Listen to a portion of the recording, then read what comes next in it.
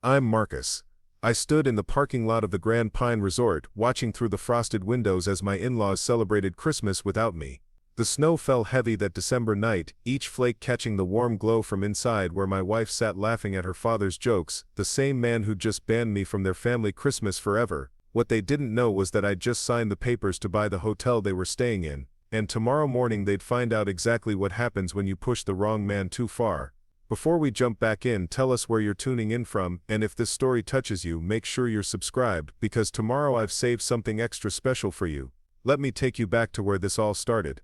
3 months earlier, I was still the guy who believed that love could bridge any gap, that family meant something sacred, and that if you just tried hard enough, eventually people would see your worth. I was married to Sarah, had been for 8 years, and those 8 years had been a masterclass in learning how to make yourself smaller to fit into spaces that were never meant for you. Sarah's family owned half the real estate in Pine Valley, a small mountain town where old money ran thicker than maple syrup and newcomers like me were tolerated at best. Her father, Richard Beaumont, controlled the town council, owned the lumber mill, and treated family dinners like board meetings where he was the permanent chairman. Her mother, Patricia, spoke in that particular tone wealthy women perfect when they want to cut you without raising their voice. And Sarah's brother, David, well, he'd made it clear from day one that I'd never be good enough for his sister. I'd met Sarah in college, back when she was just a girl from a small town who wanted to see the world. We fell in love over late-night study sessions and shared dreams of traveling to places neither of us could pronounce. She was studying art history, I was working on my business degree, while putting myself through school with 3 part-time jobs. We talked about opening a gallery together, maybe in Portland or Seattle, somewhere far from the suffocating expectations of small-town life. But dreams have a way of getting complicated when reality sets in. After graduation, Sarah's grandmother passed away, leaving her a substantial inheritance with one condition: she had to return to Pine Valley for at least 5 years to claim it. We needed the money. My student loans were crushing us, and the job market was brutal. So we moved to Pine Valley, telling ourselves it was temporary, just until we got on our feet. That was 8 years ago. The temporary move became permanent when Sarah's inheritance came with strings attached. Family obligations, community expectations, and slowly but surely, the girl who once dreamed of distant cities became the woman who couldn't imagine leaving the town that had shaped her family for generations. I adapted. That's what you do when you love someone. I found work at the local bank, started as a loan officer, worked my way up to assistant manager. It wasn't glamorous, but it was steady, and I was good with numbers, good with people, good at finding solutions when others saw only problems. Richard grudgingly admitted I had a head for business, though he never missed an opportunity to remind everyone that the Beaumont family had been successful long before I showed up. The first few years were the hardest. Sunday dinners at the Beaumont estate felt like diplomatic missions where one wrong word could trigger an international incident. I learned to navigate Patricia's passive-aggressive comments about my modest upbringing, Richard's lectures about responsibility and tradition, and David's constant suggestions that Sarah could have done better. I smiled, nodded, and bit my tongue until it bled. But I persevered because I loved Sarah, and because every now and then, I'd catch glimpses of the girl I'd fallen in love with. When we were alone, she'd talk about the places we still wanted to see, the life we'd build together once we figured things out. Those moments sustained me through the long cold winters when her family's disapproval felt like a weight I'd carry forever. Things started to change about 2 years ago. I'd been promoted to head loan officer at the bank, and I'd developed a reputation for helping local businesses secure financing when other banks turned them away. I wasn't just processing paperwork anymore, I was actively involved in the community's economic development. People started seeking my advice, asking my opinion on investments and business opportunities. It was around this time that I first heard about the Grand Pine Resort. The property had been struggling for years under mismanagement. Built in the 1920s as a luxury mountain retreat, it had all the bones of something spectacular but had fallen into disrepair under a series of owners who either lacked vision or capital.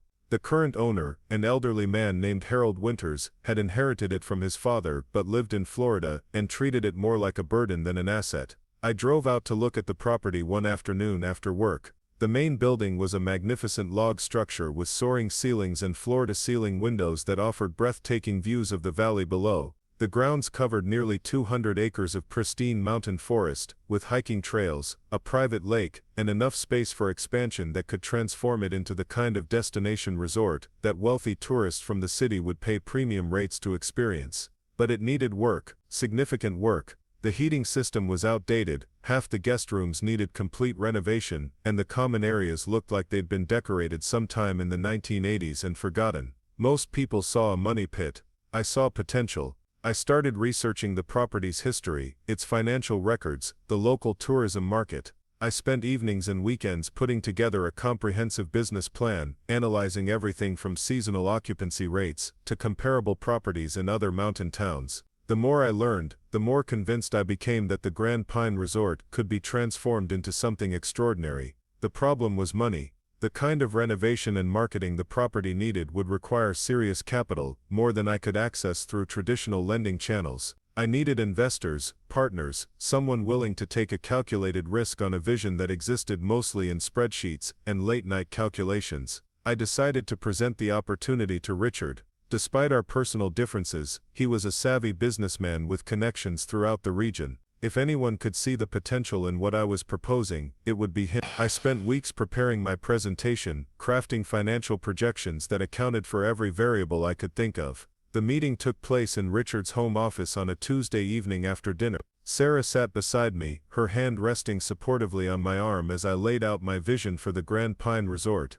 I explained the market opportunity, the property's unique advantages, the potential return on investment. I had anticipated every question, prepared for every objection. Richard listened in silence, occasionally nodding or jotting notes on a legal pad. When I finished, he leaned back in his leather chair and studied me for a long moment. Then he smiled, but it wasn't the kind of smile that made you feel good. "It's an interesting proposal, Marcus," he said, his voice carrying that patronizing tone I'd learned to recognize over the years. "You've clearly put a lot of thought into this, but I'm afraid I can't support it." I felt my stomach drop, but I pressed on. "Can I ask why?" "The numbers are solid, the market research supports the projections, and the property itself is undervalued by at least 30%. The numbers may be solid," Richard replied, "but numbers aren't everything. This is a small community, Marcus. We have established businesses, established relationships. The Grand Pine Resort has been struggling for years, and there's a reason for that. Sometimes it's better to let sleeping dogs lie." Patricia, who had been knitting quietly in the corner, looked up and added, "Besides, dear, it's such a risky venture. Wouldn't it be better to focus on more stable investments, something less likely to fail?" David, who had been scrolling through his phone, finally looked up. "No offense, Marcus, but hotel management isn't exactly in your wheelhouse. Running a bank loan department and running a resort are completely different animals. Maybe you should stick to what you know." I felt the heat rising in my cheeks, but I kept my voice steady. "I understand your concerns, but I've done extensive research on the hospitality industry. I've consulted with hotel management companies, studied successful resort turnarounds in similar markets. This isn't a whim, it's a calculated business opportunity." "Calculated or not," Richard said firmly, "it's not something the family is interested in pursuing. I appreciate you bringing it to us first, but I think it's best if we pass on this one." The drive home was quiet. Sarah tried to be supportive, talking about other opportunities that might come along, other ways to build the future we'd talked about. But I could hear something in her voice, a distance that hadn't been there before. It was as if her family's rejection of my proposal had somehow diminished me in her eyes too. Over the following weeks, I couldn't shake the feeling that something fundamental had shifted in my relationship with the Beaumont family. The Sunday dinners became even more strained, with subtle comments about the importance of knowing one's place and not reaching beyond one's grasp. Richard would make jokes about my grand ambitions that weren't quite mean enough to call out but cut deep nonetheless. Sarah tried to smooth things over, but I could see her being pulled between two loyalties that were becoming increasingly incompatible. She loved me, I knew that, but she also loved her family, and her family had made it clear that my dreams didn't align with their vision for our future. I decided to pursue the Grand Pine Resort opportunity on my own. If the Beaumont family wouldn't support my vision, I'd find other investors who could see the potential I saw. I reached out to regional investment groups, contacted hotel development companies, even explored federal small business loans that might cover part of the startup costs. The process was frustrating and slow. Most investors wanted to see established hospitality experience, or required personal guarantees that exceeded my net worth. The development companies were interested, but wanted controlling stakes that would leave me as little more than a hired man. The federal programs had waiting lists and requirements that would take months to navigate. But I persisted. Every rejection taught me something new about the industry, about financing, about what investors were really looking for. I refined my business plan, strengthened my financial projections, and slowly built a network of contacts in the hospitality sector. It was during this process that I met Eleanor Hartwell. She was a retired hotel executive who had spent 40 years building and managing luxury properties across the country. Now in her 70s, she was looking for one last project, something that would let her apply decades of experience to a property with real potential. Eleanor was everything the Beaumont family wasn't. She asked tough questions but listened to my answers. She challenged my assumptions but respected my research. When I showed her the Grand Pine Resort, she walked through the property with the eye of someone who could see beyond its current condition to what it could become. "You have good instincts," she told me after our third meeting. "Most people look at this place and see problems. You look at it and see solutions. That's the difference between someone who manages decline and someone who creates growth." Eleanor agreed to come on as a consulting partner, providing industry expertise in exchange for a small equity stake. More importantly, she introduced me to a network of investors who specialized in hospitality projects. Within 6 weeks, I had a preliminary commitment for 60% of the capital I needed to acquire and renovate the Grand Pine Resort. The remaining 40% would have to come from my personal resources and additional loan financing. It would mean mortgaging our house, liquidating our savings, and taking on debt that would consume every spare dollar for the next several years. It was a massive risk, the kind that could either transform our lives or destroy them completely. I knew I needed to discuss it with Sarah before making any final commitments. This wasn't just my future at stake, it was ours. That conversation took place on a cold October evening, as we sat by the fire. Heart steak, and yes, but fire. I laid out everything for her. The investment opportunity, the risk involved, the potential rewards, if everything went according to plan. I explained how the project could finally give us the financial independence we'd always talked about. How it could be our ticket to building the life we dreamed of in college. Sarah listened quietly, asking occasional questions, but mostly just letting me talk. When I finished, she stared into the fire for a long time before responding. "It sounds incredible, Marcus," she said finally, "and I know how much this means to you, but I'm scared. What if it doesn't work? What if we lose everything?" "Then we'll figure it out," I replied. "We'll start over."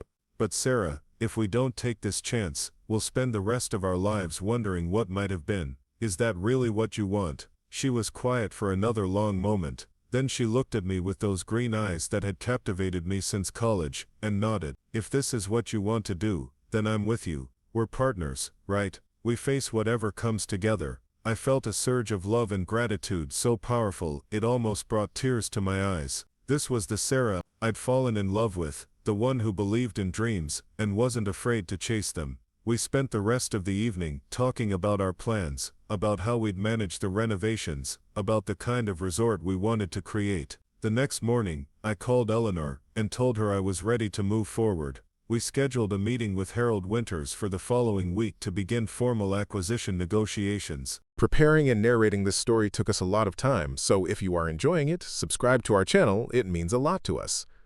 Now back to the story. But first, I needed to give the Beaumont family a heads up.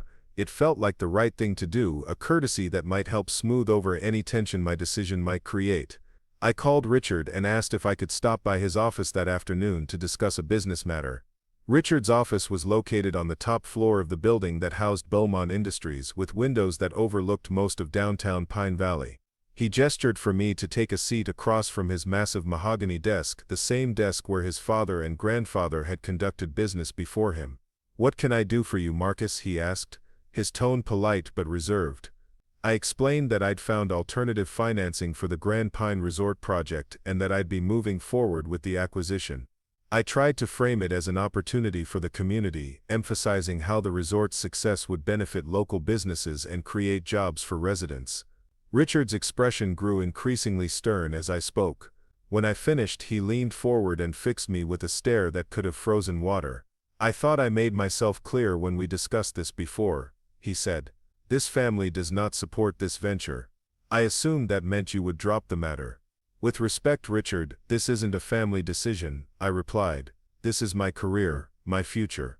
I appreciate your concerns, but I believe this project can succeed, and I'm willing to take the risk to prove it. Richard's jaw tightened. Marcus, you're not just risking your own future, you're risking Sarah's future. You're risking the stability of this family. That makes it very much our business. Sarah supports the decision, I said. We've discussed it thoroughly, and she's on board with moving forward. Sarah is loyal to you, sometimes to a fault, Richard replied. But loyalty doesn't pay the bills when your grand scheme falls apart. Have you considered what happens to her when you default on the loans you'll need to make this work? Have you thought about how your failure will reflect on this family's reputation in the community? The conversation continued for another 20 minutes, with Richard laying out every possible way the project could fail and I defending every aspect of my business plan. By the end, it was clear that we'd reached an impasse. Richard saw my persistence as reckless stubbornness. I saw his opposition as small-minded fear of change. I left his office feeling like I'd just declared war on my own family. The realization was both liberating and terrifying. For 8 years I'd tried to earn their acceptance, to prove myself worthy of their daughter and their respect. Now I was choosing my own path, regardless of their approval. Word of my plan spread quickly through Pine Valley's tight-knit business community. Some people were skeptical, echoing the Beaumont family's concerns about the project's viability. Others were intrigued by the possibility of bringing new economic activity to the area. A few local contractors and suppliers reached out to express interest in working on the renovation. The acquisition process moved faster than I'd expected. Harold Winters was eager to sell, tired of dealing with a property he'd never wanted to manage. Eleanor's expertise proved invaluable in negotiating terms and identifying potential issues that could derail the deal. By early November, we had a signed purchase agreement with a closing date set for December 15th. That's when the real opposition began. It started with small things. Permit applications that normally took days began taking weeks.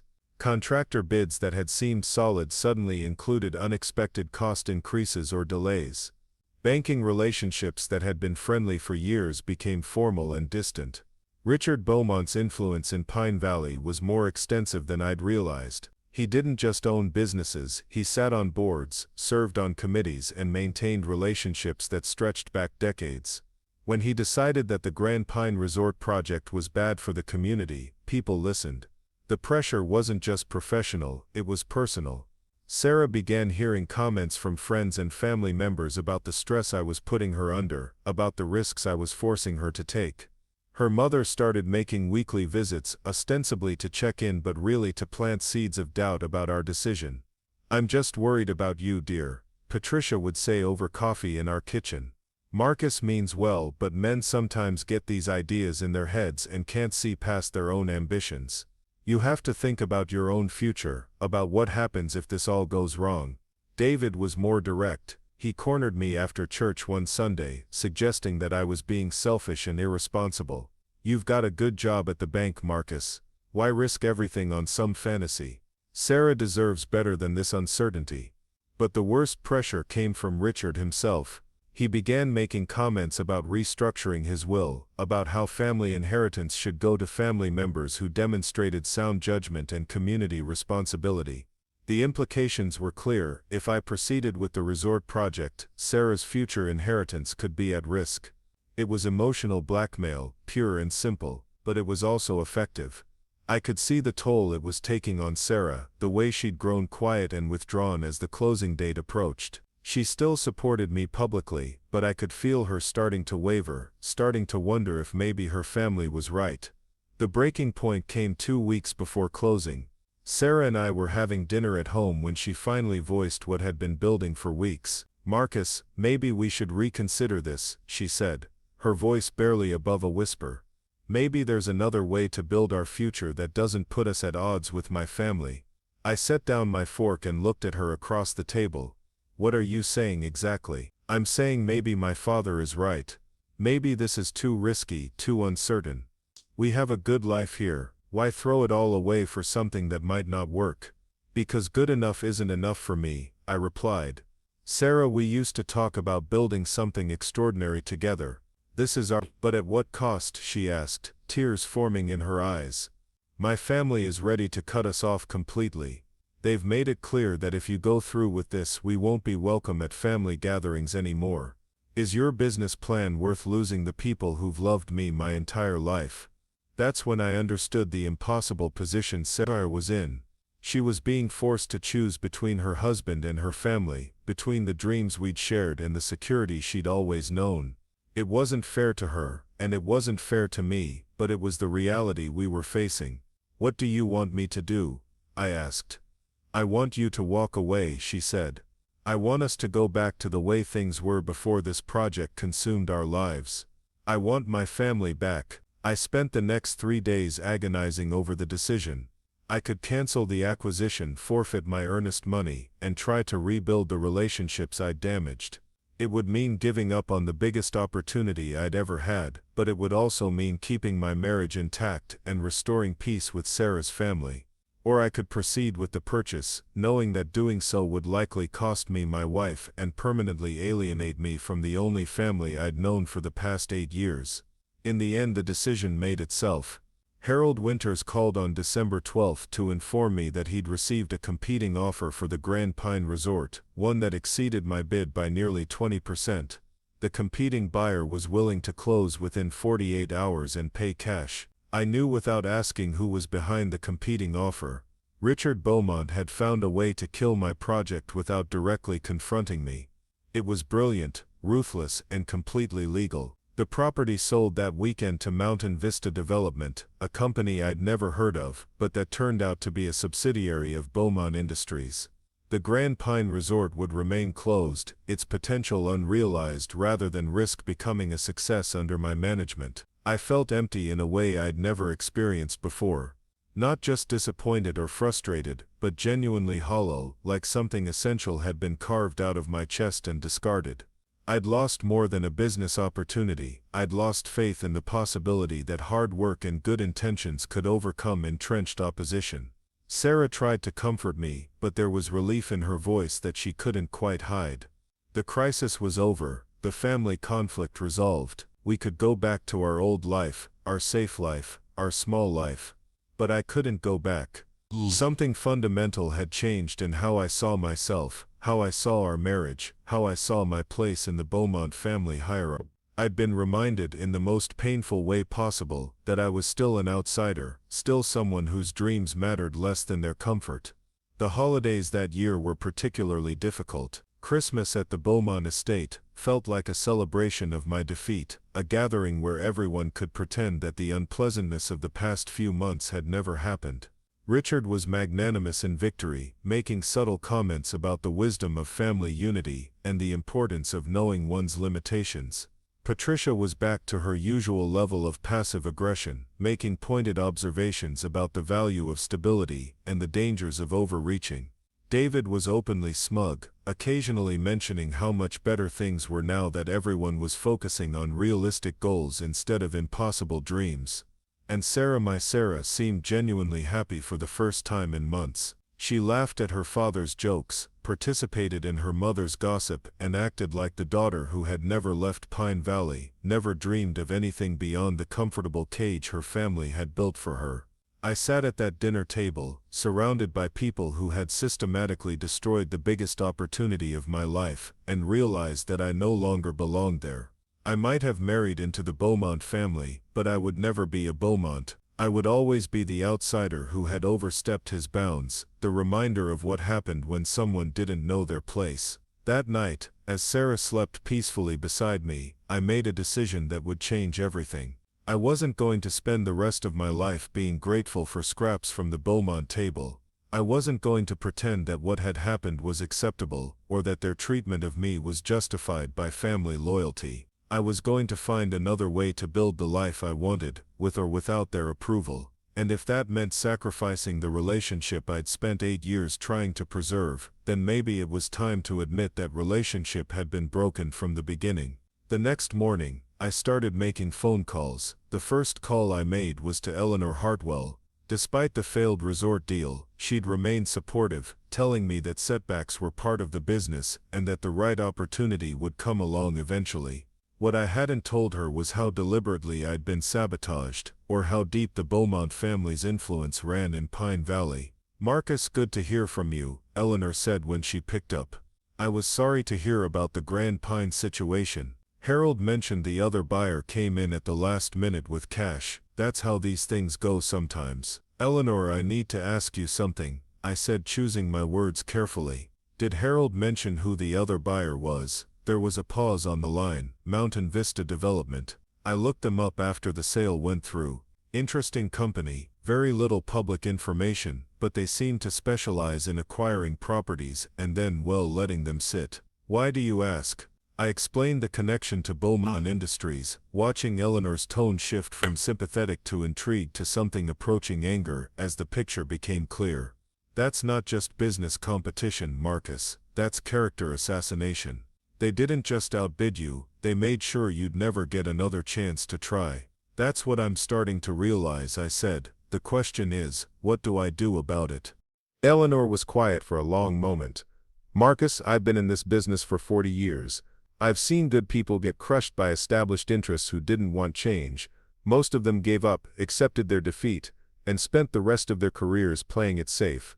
But a few, the ones who understood that business is ultimately about information and leverage, they found ways to turn the tables.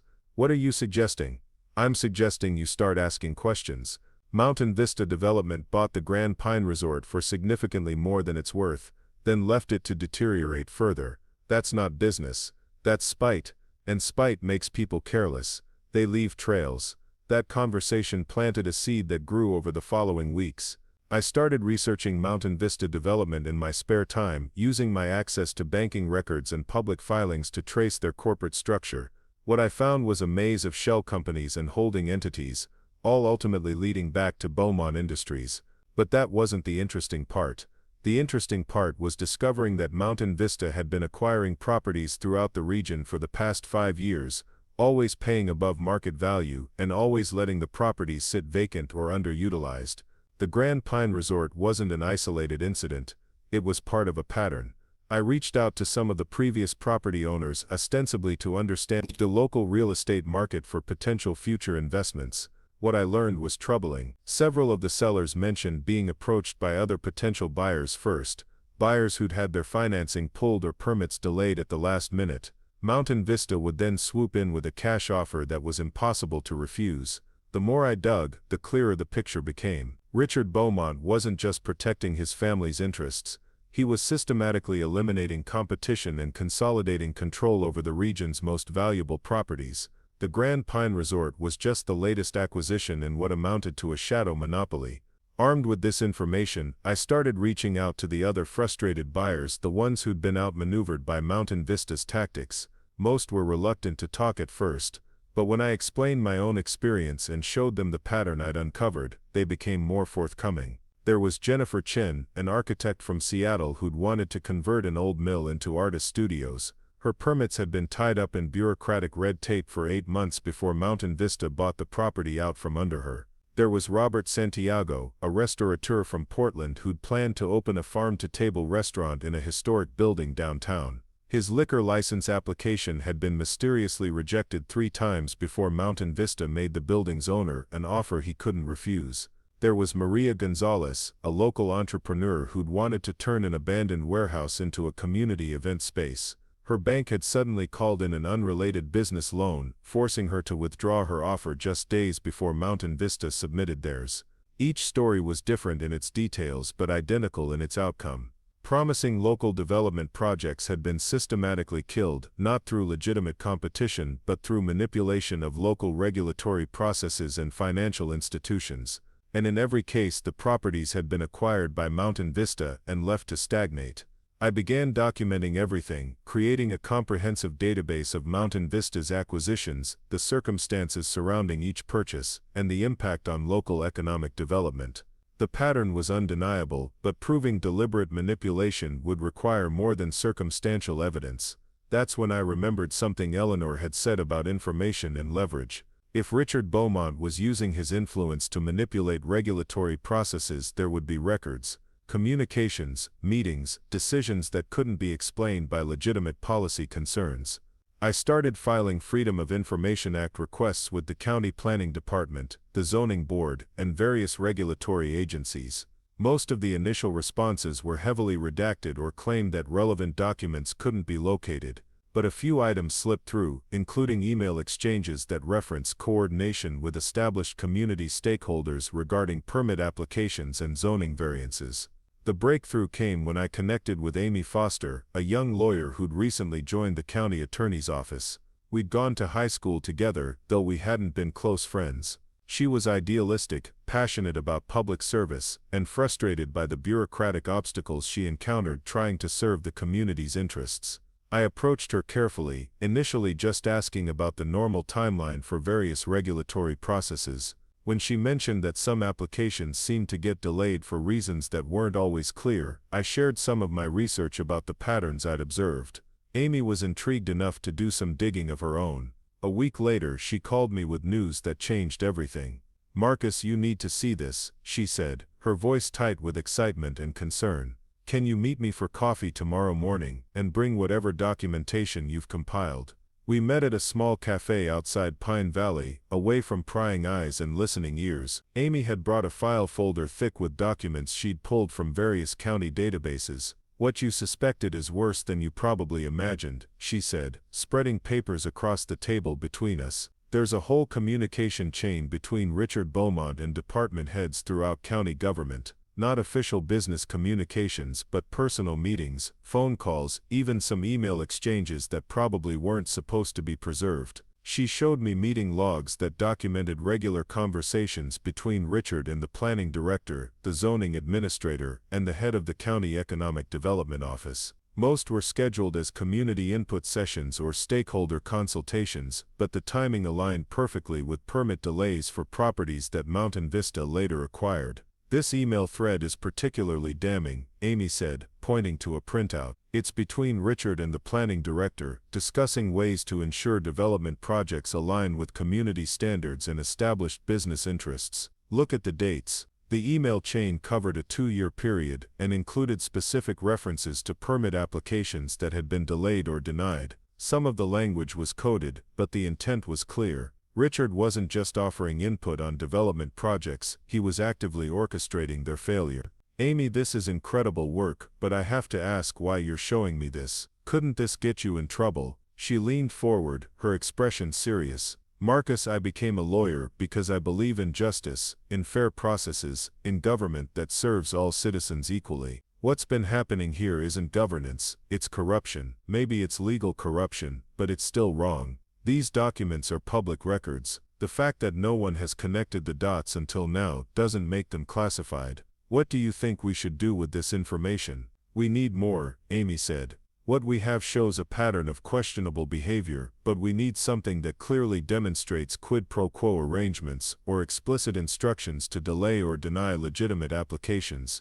the kind of evidence that would interest federal investigators." Over the following month, Amy and I worked together to build a comprehensive case file. She used her legal training to identify the specific statutes that might have been violated, while I used my business background to quantify the economic impact of the alleged manipulation. We discovered that Mountain Vista's property acquisitions had removed nearly $12 million worth of planned development projects from the local economy. Hundreds of potential jobs had been lost, dozens of small businesses had been prevented from opening, and the community's tax base had been artificially constrained. But we still needed that smoking gun, the piece of evidence that would transform our circumstantial case into something that could stand up in court. That evidence came from an unexpected source. I was working late at the bank one evening in February when my computer chimed with a new email. The sender was an address I didn't recognize, but the subject line caught my attention. "You're looking for the truth about Mountain Vista."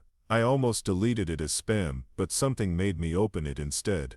Inside was a single line of text: "Check your desk drawer tomorrow morning. A friend who believes in fair play." The next morning, I found a manila envelope taped to the bottom of my desk drawer. Inside were photocopies of documents I'd never seen before. Bank statements for Mountain Vista Development showing payments to various county officials disguised as consulting fees. Copies of text messages between Richard Beaumont and department heads coordinating the timing of permit denials. Most damning of all, a recorded phone conversation in which Richard explicitly instructed the planning director to delay a specific permit application until Mountain Vista could secure the property. I sat in my office, staring at the documents, trying to process what I was holding. This wasn't just evidence of corruption, it was proof of a criminal conspiracy that had been operating for years right under everyone's noses. The question was what to do with it. Confronting Richard directly would accomplish nothing except alerting him to the fact that his conspiracy had been exposed.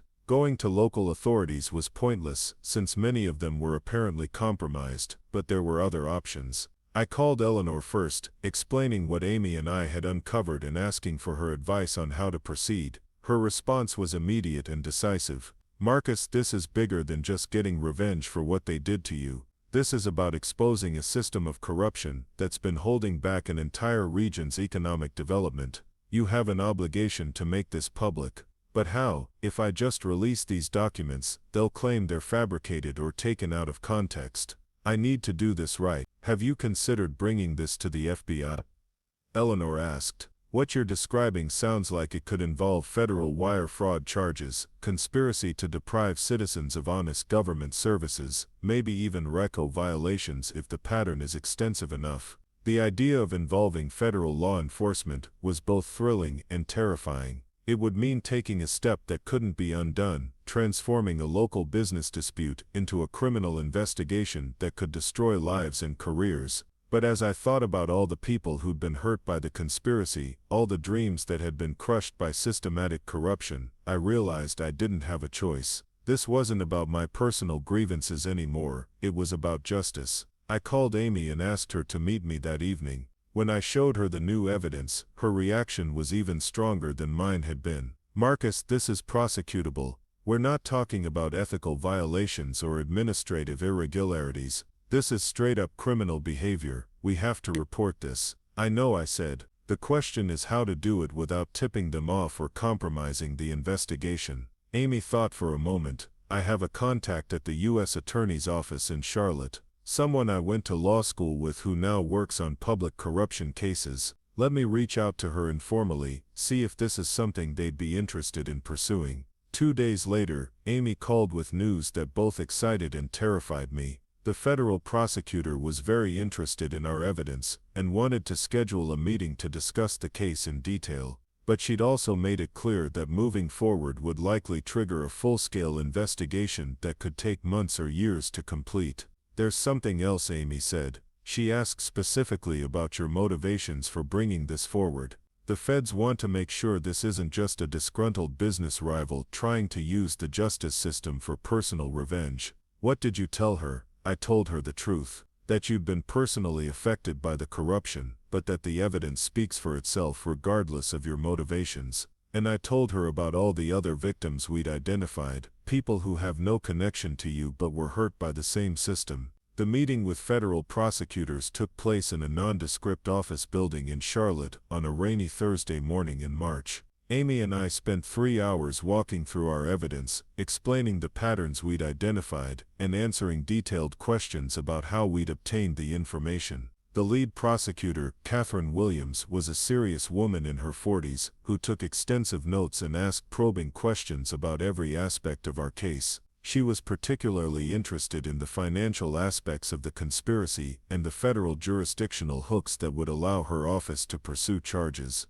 "What you've uncovered appears to be a systematic scheme to manipulate local government processes for private financial gain," she said at the end of our presentation. "If we can prove that electronic communications or banking systems were used to further the conspiracy, we have clear "What happens next?" I asked. "We open a formal investigation. We'll need both of you to cooperate fully, which may include wearing recording devices for future conversations with targets of the investigation. We'll also need you to maintain absolute secrecy about the investigation until we're ready to move forward with charges." "How long does that typically take?" "For a case this complex, with this many potential defendants, probably 6 to 8 months minimum, maybe longer, if we uncover additional criminal activity as the investigation proceeds." The drive back to Pine Valley was quiet. Amy and I were both processing the magnitude of what we'd set in motion. By the time federal agents finished their work, Richard Beaumont's entire empire could be in ruins. County officials could face criminal charges. The political and economic structure of the region could be fundamentally altered. But there was also the personal cost to consider. Sarah and I were already struggling with the aftermath of the resort deal. When news of a federal corruption investigation broke, with me as the primary witness, it would create a scandal that would consume our lives for months or years. I thought about telling Sarah what was happening, preparing her for the storm that was coming, but the prosecutors had been explicit about maintaining secrecy, and I wasn't sure how she'd react to learning that I was actively working to destroy her family's reputation and potentially their freedom. Instead, I tried to maintain normal routines while secretly cooperating with the investigation. I attended family dinners where I smiled and made small talk with people I knew were criminals. I listened to Richard make jokes about local politics while knowing that federal agents were building cases against him. I watched Sarah laugh at her father's stories while dreading the day she'd learn the truth about what kind of man he really was. The hardest part was the waiting. Weeks passed with little visible progress, while federal agents slowly and methodically built their case. I began to worry that the investigation would stall, that the targets would somehow learn what was happening and destroy evidence before charges could be filed. But in late April, things began to accelerate. Catherine Williams called to inform me that they'd secured warrants for electronic surveillance and were ready to begin the active phase of the investigation. She also had a specific request. "We need you to arrange a meeting with Richard Beaumont, where you can get him talking about his relationship with county officials, something that seems natural given your business relationship with the family." "What kind of meeting? You're in banking, right?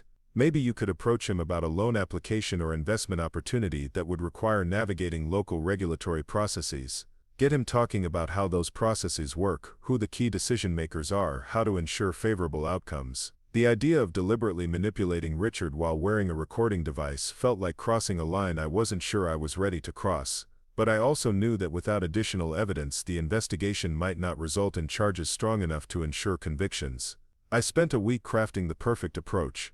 I would tell Richard that I'd been approached by an out-of-state developer interested in acquiring properties in Pine Valley for a major retail development project. The developer wanted local guidance on navigating regulatory processes and ensuring community support for their plans.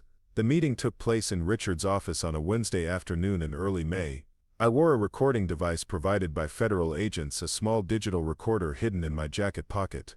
The conversation started innocuously enough, with Richard expressing interest in the potential development and its economic benefits for the community.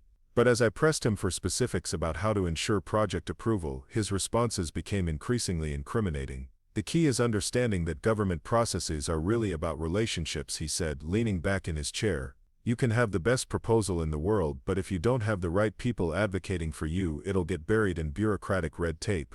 "What do you mean by the right people?" "Department heads, board members, the people who actually make decisions. Most developers don't understand that these folks have legitimate concerns about how new projects will affect the community. They need to feel confident that their concerns are being heard and addressed." "How do you address those concerns?" Richard smiled, the expression I'd learned to associate with his most calculated manipulations. "You help them understand that their concerns and your interests are aligned. Maybe that means making sure their departments have adequate funding for the increased workload your project will create. Maybe it means supporting their professional development or community initiatives. There are lots of ways to demonstrate your commitment to working collaboratively." For the next 20 minutes, Richard laid out a detailed blueprint for corrupting local government processes. He never used words like bribery or kickbacks, but his meaning was unmistakable. He explained how to structure payments to avoid detection, how to time contributions to maximize influence, and how to ensure that public officials understood the consequences of failing to cooperate. When I left his office that afternoon, I felt sick to my stomach. The man I'd spent 8 years trying to impress, trying to earn respect from, was casually describing criminal behavior as if it were just another business strategy. But I also felt something else, a sense of justice finally being served. 3 weeks later, Catherine Williams called with news that would change everything. "We're ready to move forward with arrests," she said. "The grand jury has approved indictments for Richard Beaumont, David Beaumont, and 6 county officials on federal corruption charges. We'll be executing arrest warrants and search warrants simultaneously next Tuesday morning. What should I expect? Media attention, lots of it. Your role as a cooperating witness will eventually become public, probably within days of the arrests. You should prepare yourself and your family for. I hung up the phone and sat in my office staring out the window at the town I'd called home for 8 years. By next Tuesday evening, nothing would ever be the same. Richard Beaumont's empire would be in ruins, the county government would be in chaos, and I would be known as the man who brought it all down. And I still hadn't told Sarah any of it. That weekend was the last normal weekend we would ever have together. We went to dinner at our favorite restaurant, walked through the downtown area that would soon be swarming with federal agents and news crews, and attended Sunday service at the church where Richard served on the board of trustees. I watched Sarah interact with her family, knowing that in less than 48 hours their entire world would collapse. I felt like a traitor and a hero simultaneously, someone who was about to save his community by destroying his men. Sunday night I finally made a decision that probably came too late. I would tell Sarah everything before the arrests happened. She deserved to hear it from me rather than learning about it on the evening news or from her parents' frantic phone calls. We were sitting on our back porch watching the sunset over the mountains when I finally found the courage to speak. "Sarah, there's something I need to tell you about your father's business practices," I began. She turned to look at me, and I could see in her eyes that she somehow already knew this conversation would change everything between us. "What are you talking about, Marcus?" I took a deep breath and told her everything. Sarah's reaction was worse than I'd imagined. She didn't scream or cry or throw things. She just sat there in stunned silence as I explained everything, from my initial investigation of Mountain Vista development to my cooperation with federal agents. When I finished, she stood up without a word and walked into the house, leaving me alone on the porch with the weight of 8 years of marriage hanging in the balance. She didn't speak to me for the rest of the evening. When I came to bed, she was already asleep, or pretending to be. I lay awake most of the night, listening to her breathing, and wondering if this would be the last time we'd share the same bed as husband and wife. Tuesday morning arrived gray and cold, with a light drizzle that seemed to match the mood hanging over our house. Sarah had coffee ready when I came downstairs, but she didn't look at me when she handed me the mug. We ate breakfast in silence, both of us knowing that by evening our lives would be fundamentally different. I went to work as usual, trying to maintain the illusion of normalcy even though my hand shook every time my phone buzzed. Catherine Williams had promised to call when the arrests were complete, but the waiting was excruciating. Every minute felt like an hour as I tried to focus on routine banking tasks while knowing that federal agents were simultaneously dismantling the power structure that had controlled Pine Valley for decades. The call came at 11:47 a.m. "It's done," Catherine said simply. "Richard Beaumont, David Beaumont, and 6 county officials are in federal custody. Search warrants have been executed at Beaumont Industries, the county offices, and several private residences. The story will break on the noon news." I thanked her and hung up, then sat in my office chair trying to process what had just happened. After months of investigation and preparation, the moment I'd been both anticipating and dreading had finally arrived. There was no going back now. The first news alert appeared on my phone at 12:03 p.m. Federal agents arrest prominent Pine Valley businessman on corruption charges. Within minutes my phone was ringing constantly. Local reporters, business associates, friends and acquaintances all wanting to know if I'd heard the news, if I knew what was happening, if I had any insight into the situation. I ignored most of the calls, but I couldn't ignore the one from Sadie. Her voice was tight with controlled emotion when I answered. "Marcus, my father's been arrested. The FBI is searching his office and our family home. My mother is hysterical, and David's lawyer says he might be charged with federal crimes. Is this what you were talking about last night?" "Yes," I said simply. "Sarah, I'm sorry you had to find out this way, but don't," she interrupted. "Just don't. We'll talk when you get home." The line went dead, and I knew that conversation would likely be our last as a marital call. The rest of the day passed in a blur of news updates and phone calls. The local media was in full crisis mode, trying to understand the scope of the federal investigation and its implications for the community. National news outlets picked up the story by evening, framing it as a case study in small-town corruption and federal overreach. Richard Beaumont's arrest was the lead story on every local news broadcast, with footage of him being led away in handcuffs from his office building. The sight of the most powerful man in Pine Valley reduced to a federal defendant was shocking even to me, despite knowing it was coming. When I finally made it home that evening, Sarah was waiting for me in the living room with 2 suitcases packed and sitting by the front door. Her eyes were red from crying, but her voice was steady when she spoke. "I'm going to stay with my aunt in Charlotte for a while," she said. "I need time to think, to process what's happening to my family, and what role you played in it." "Sarah, please let me explain." "You already explained," she said. You spent months investigating my father, collecting evidence against him, cooperating with federal agents to build a criminal case, all while sitting at our dinner table, attending family gatherings, pretending to be a loving son-in-law. I was trying to expose corruption that was hurting the entire community. Your father wasn't just blocking my business plans, he was systematically destroying anyone who threatened his control. Maybe that's true, Sarah said, picking up her purses. But you made the choice to destroy my family without even discussing it with me. You decided their crimes were more important than our marriage. That's not fair, Sarah. You know what they did to me was wrong. You know I tried to work within the system first. She paused at the door and looked back at me one final time. What I know is that the man I married would have found a way to seek justice without destroying the people I love. But maybe I never really knew that man at all. After she left, I sat alone in our house, surrounded by the remnants of 8 years of shared life, trying to figure out how justice and personal happiness had become mutually exclusive.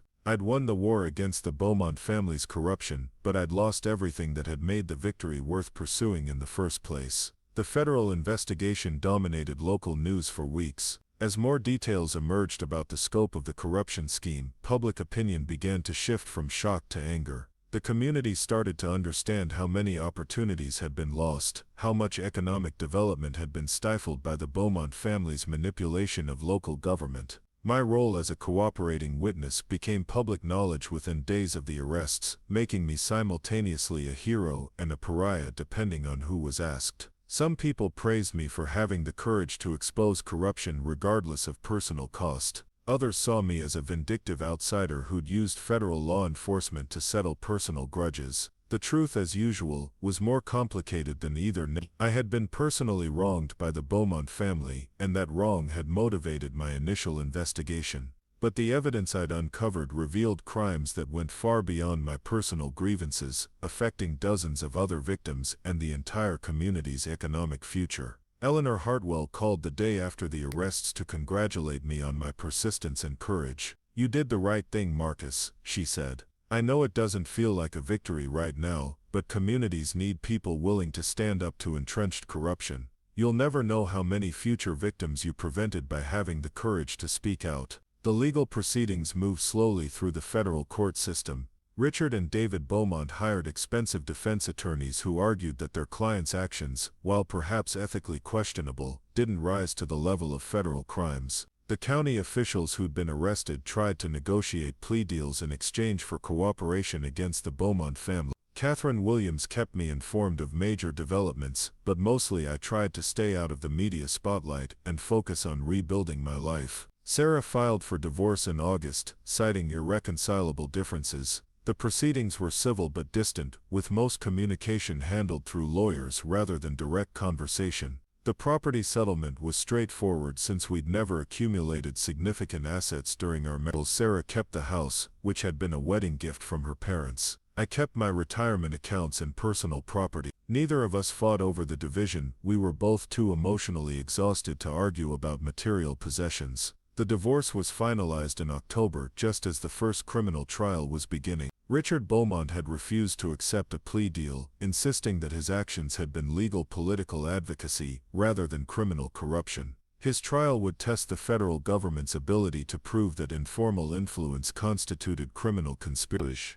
I was called as a witness in November, spending 3 days on the stand explaining my investigation, the evidence I'd gathered, and my recorded conversations with Richard. The defense attorneys tried to portray me as a disgruntled business rival seeking revenge, but the breadth of evidence made that narrative difficult to sustain. The recording of my final conversation with Richard was particularly damaging to his defense. Hearing his own words describing how to corrupt local government processes made it impossible for his lawyers to argue that he'd been merely offering legitimate business advice. The jury deliberated for 2 days before returning guilty verdicts on all counts. Richard Beaumont was convicted of conspiracy to commit wire fraud, conspiracy to deprive citizens of honest government services, and multiple counts of bribery. He was sentenced to 8 years in federal prison and ordered to pay substantial fines and restitution. David received a lighter sentence after accepting a plea deal and agreeing to cooperate with ongoing investigations. Most of the county officials received probation and were required to resign their positions, though a few faced short prison terms.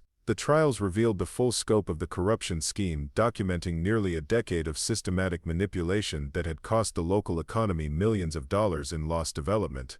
The federal judge who sentenced Richard called the case a textbook example of how personal greed can undermine democratic institutions and economic opportunity, but personal vindication felt hollow without anyone to share it with. I'd proven that the Beaumont family's treatment of me had been part of a broader pattern of criminal behavior, but that knowledge didn't restore my marriage or repair the relationships I'd lost in the process of seeking justice. I stayed in Pine Valley through the winter, partly because leaving felt like admitting defeat and partly because I wasn't sure where else to go. The town was slowly adjusting to life without the Beaumont family's influence, with new faces appearing on county boards and planning committees. Several development projects that had been stalled for years suddenly received approval and began moving forward. It was during this period that Harold Winters contacted me with an unexpected proposition.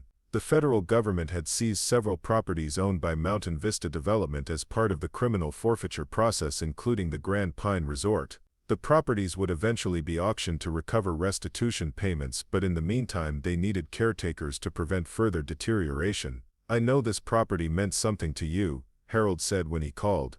"The federal marshals are looking for someone with business experience to oversee basic maintenance and security until the auction. It doesn't pay much, but it would give you a chance to spend time at the place you originally wanted to develop." I accepted the position partly for the income and partly for the opportunity to finally walk through the Grand Pine Resort without worrying about permits, financing, or family approval.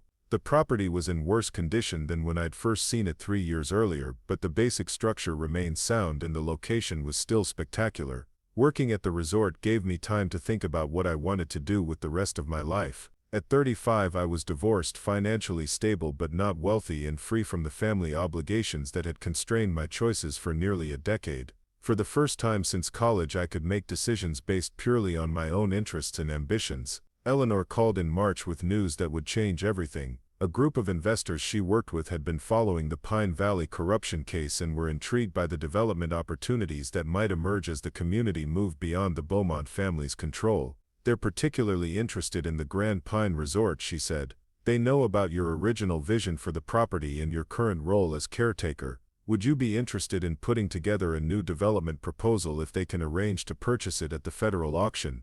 The irony was almost too perfect to believe. The property that Richard Beaumont had blocked me from acquiring through corruption was now available precisely because his corruption had been exposed. Federal agents had inadvertently created the opportunity that local manipulation had previously destroyed. I spent the next 6 weeks developing a comprehensive business plan for transforming the Grand Pine Resort into a luxury mountain retreat. The plan incorporated everything I'd learned during my original research, updated with 3 years of additional market analysis and hospitality industry experience. Eleanor's investor group was impressed enough to commit the capital necessary to purchase and renovate the property. More importantly, they offered me the opportunity to serve as the resort's general manager with an equity stake that would grow based on operational performance. The federal auction took place on a warm day in May, almost exactly 3 years after I'd first learned about the property. The bidding was competitive, with several regional development companies expressing interest in various seized properties, but Eleanor's group had done their homework and understood the resort's true value better than most competitors. When the auctioneer's gavel fell, confirming our winning bid, I felt something I hadn't experienced in years: unqualified triumph. We'd acquired the Grand Pine Resort for slightly less than my original planned purchase price, despite the property's improved condition and cleared title. The renovation process took 8 months, with crews working to restore the main building's historic character while adding modern amenities that luxury travelers expected.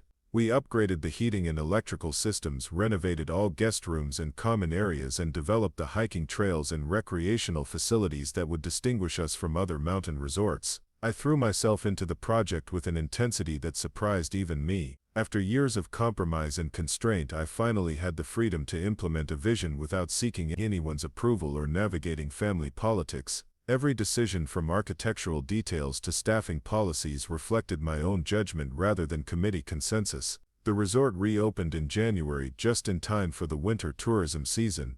Our first guests were travel writers and hospitality industry professionals who would help establish our reputation in the luxury market. The reviews were uniformly positive, praising both the property's natural beauty and the quality of service we provided. By summer we were booked solid through the fall, with reservations coming from wealthy professionals throughout the Southeast who were seeking an exclusive mountain retreat. The financial projections I'd originally developed proved conservative. Actual revenues exceeded our most optimistic estimates, but the real satisfaction came from seeing the resort's impact on the broader community. We employed 43 local residents, purchased supplies from regional vendors, and attracted visitors who spent money throughout Pine Valley. The economic development that Richard Beaumont had tried to prevent was finally happening, creating jobs and opportunities for families who'd been struggling for years. It was in late November, almost 2 years after the federal arrests, that I learned about the Beaumont family's Christmas plans. Patricia had sold the family estate to pay legal bills and was now living in a small condo in Charlotte.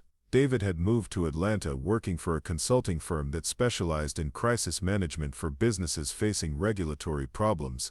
But Richard was scheduled to be released from federal prison in time for Christmas, having served 18 months of his 8-year sentence before being granted early release for health reasons. According to courthouse gossip, the family was planning a reunion at the Grand Pine Resort, hoping to rebuild their relationships away from the scrutiny of Pine Valley residents who still harbored resentment about the corruption scandal. The reservation was made under Patricia's maiden name, probably to avoid recognition, but the guest list included all the remaining members of the Beaumont family plus several relatives I remembered from previous holiday gatherings. They'd booked our largest suite and several adjoining rooms for a week-long stay beginning December 20th. When I realized who the guests were, my first instinct was to cancel their reservation and ban them from the property. The poetic justice of excluding the people who'd once excluded me was tempting, and I had every legal right to refuse service to any guests.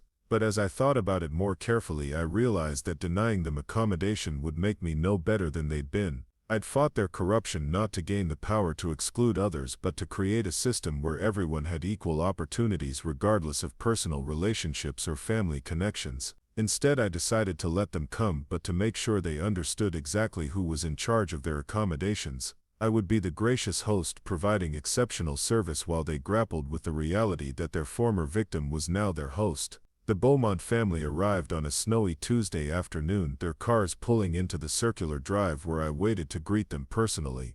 Richard looked older and more frail than I remembered, his 18 months in federal prison having taken a visible toll. Patricia seemed nervous and uncertain, clearly uncomfortable with the role reversal our situation represented. Sarah was with them, which surprised me more than I'd expected. We hadn't spoken since the divorce was finalized, but she looked good, healthier somehow than she'd appeared during the final months of our marriage. She avoided eye contact when I welcomed the group, but I caught her glancing around the resort's lobby with what might have been appreciation for what I'd accomplished. David was his usual arrogant self, making comments about the property's improvements while clearly struggling to accept that I'd succeeded where their family had failed. He seemed particularly bothered by the quality of the renovation and the obvious success of the resort's operations. I assigned them their rooms personally, making sure they understood that I was the general manager and owner of the property they'd once prevented me from acquiring. The irony wasn't lost on any of them, but they were trapped by the social conventions of guest-host relationships that prevented them from expressing their discomfort directly. Over the next several days, I made sure they received impeccable service, being constantly reminded of my success. Their meals were prepared by the chef I'd recruited from a 5-star restaurant in Charlotte.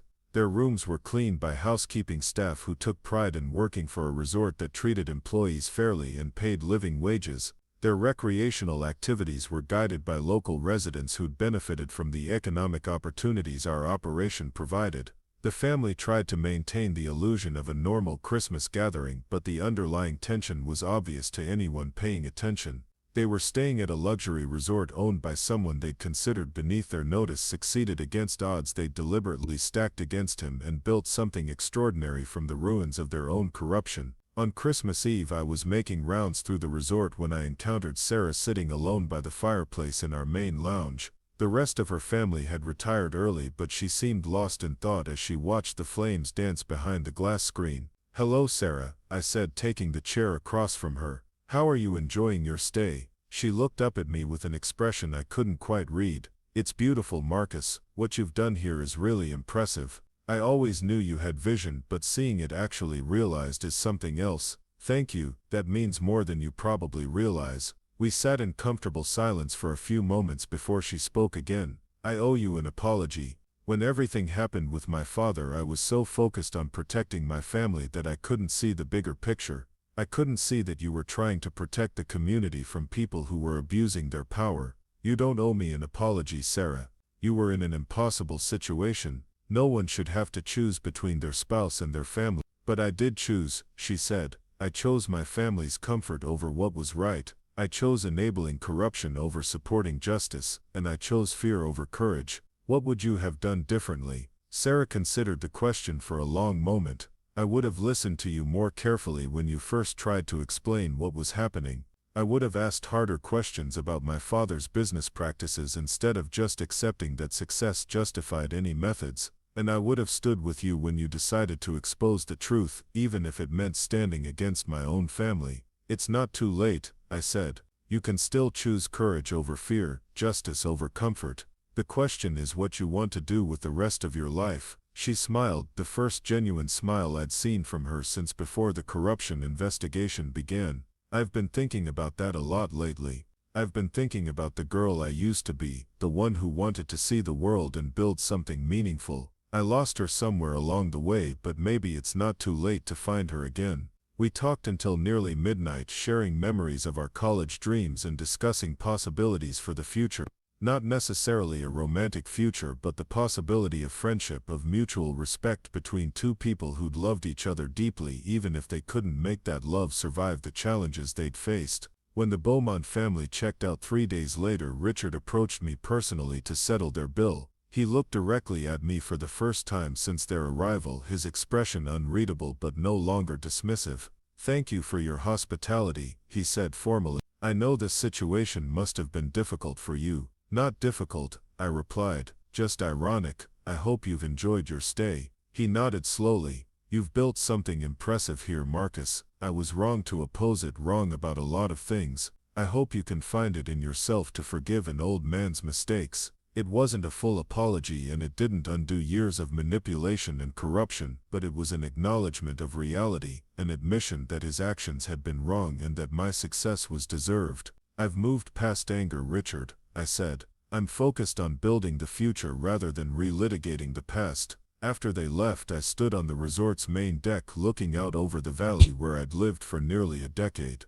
The view was spectacular, with snow-covered mountains stretching to the horizon and the lights of Pine Valley twinkling in the distance. I thought about the journey that had brought me to this moment, from the idealistic college graduate who'd married into a prominent family to the divorced resort owner who'd helped expose a corruption scheme that had dominated local politics for years. It hadn't been the path I'd planned, but it had led to a place I couldn't have imagined when I first arrived in Pine Valley. Eleanor was right when she'd said I'd never know how many future victims my courage had prevented. The community was healthier now, with more transparent government processes and genuine economic development replacing the artificial constraints that had limited opportunities for so many years.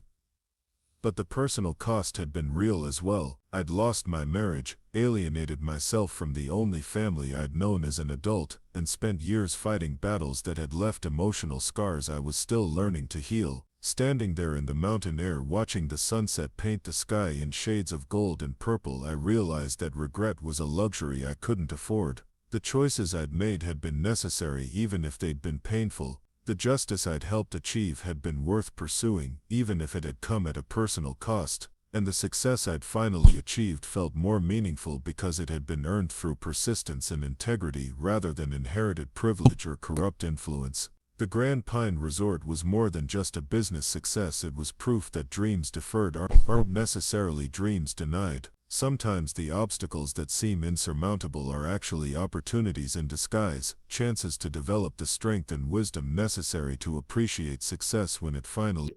As I walked back inside to check on the evening's operations, I felt something I hadn't experienced in years: complete satisfaction with the choices I'd made and excitement about the possibilities still. The future was mine to create without compromise or constraint, limited only by my own imagination and determination, and that I realized was the most valuable gift I could have received for Christmas. Up next, you've got 2 more standout stories right on your screen. If this one hit the mark, you won't want to pass these up. Just click and check them out.